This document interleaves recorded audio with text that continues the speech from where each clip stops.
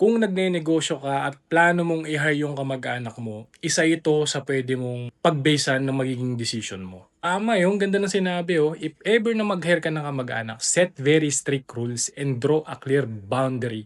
Relatives tend to break the rules. So somehow, tama ka naman, may mga relatives talaga na palaging nakaasa na lang and nagte-take advantage kapag may negosyo ka. Parang sila lagi yung tinutulungan mo tas inaabuso ka kasi nga kamag-anak ka. That is why it's really important na kapag tutulungan or i-hire mo yung kamag-anak mo, make sure that you do it with a less emotion. Meaning to say, business-wise muna. Kumbaga ilatag mo muna lahat. Anong kailangan ko, anong expectation ko sa'yo bilang kamag-anak kita na nagtatrabaho sa negosyo ko.